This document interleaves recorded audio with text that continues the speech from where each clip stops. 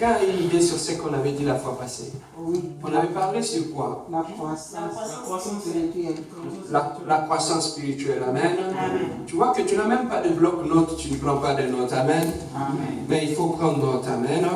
Alors, la fois passée, on nous avait parlé sur la croissance spirituelle. Alors, aujourd'hui, nous voulons exploiter un autre thème. C'est un peu difficile à parler sur ce thème-là, parce que ça touche directement à l'homme. Mais le thème que nous allons exploiter aujourd'hui, je l'ai intitulé « Le danger de la fausse conversion ». Est-ce que tu peux dire après moi les dangers de la fausse conversion? Les dangers de la fausse conversion. Oui, c'est ça, c'est le thème que nous allons exploiter aujourd'hui. Alors, nous allons chercher notre texte dans le livre de Galates. Galates chapitre 2.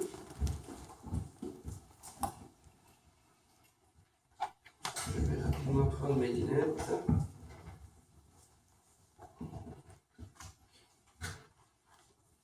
Galates chapitre 2, nous lirons du premier verset jusqu'au quatrième verset. Galates chapitre 2, du premier verset jusqu'au quatrième verset. Est-ce que nous sommes tous là? Amen. Je lis au nom de notre Seigneur Jésus-Christ. 14 ans après, je montais de nouveau à Jérusalem avec Barnabas, ayant aussi pris Tite avec moi. Et ce fut d'après une révélation que j'y ai monté. Je leur exposai l'évangile que je prêchais parmi le païen. Je l'exposais en particulier à ceux qui sont le plus considérés, afin de ne pas courir ou avoir couru en vain.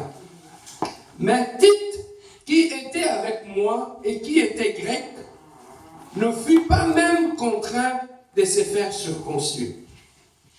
Et cela à cause de faux frères qui s'étaient furtivement introduits et glissés parmi nous pour épier la liberté que nous avons en Jésus-Christ avec l'intention de nous asservir.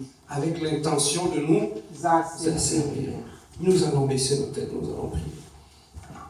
Éternel Dieu de gloire, Dieu d'amour, tendre Père, Seigneur, maintenant que nous voulons t'écouter, laisse que tu puisses donner à tout un chacun de nous un entendement des disciples.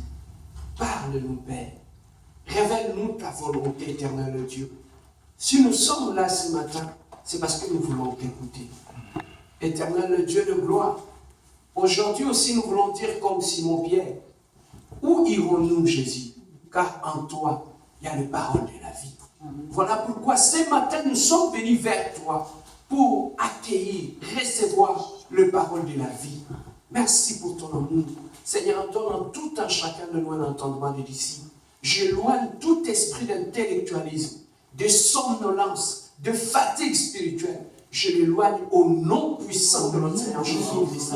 Que la parole de Dieu soit annoncée dans le nom merveilleux, précieux de notre Seigneur Jésus-Christ. Nous disons Amen. Amen. Oui, bien-aimés, les thèmes que nous allons exploiter aujourd'hui, je l'ai intitulé « Le danger de la fausse conversion ».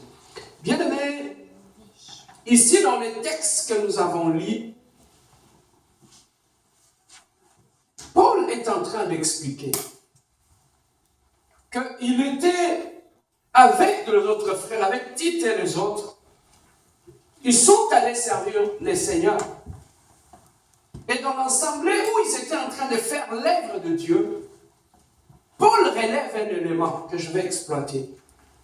Il dit, parmi nous, il s'est glissé des faux frères qui se sont fictivement introduits au milieu de nous et qui sont en train de nous priver notre liberté en nous que nous avons eue en Jésus-Christ. Il a dit au milieu de nous, il s'est glissé d'une façon fictive de faux frères qui sont venus au milieu de nous. Alors, depuis ce temps-là, nous comprenons que parmi les chrétiens qui se réunissaient, il y avait aussi des faux frères.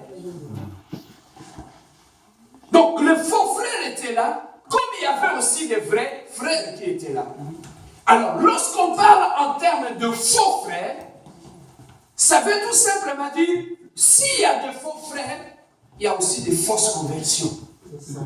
Pour devenir frère, tu dois d'abord être converti. Mais ces gens-là, qui s'étaient infiltrés parmi les enfants de Dieu, il y avait aussi de faux. Mais ils étaient là et ils se réunissaient avec le peuple de Dieu.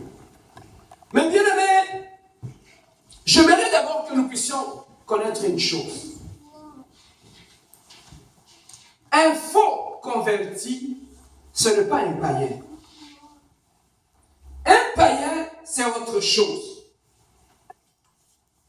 La fausse conversion ou un faux converti, c'est d'abord quelqu'un qui est venu au milieu des enfants de Dieu et qui a raté sa conversion.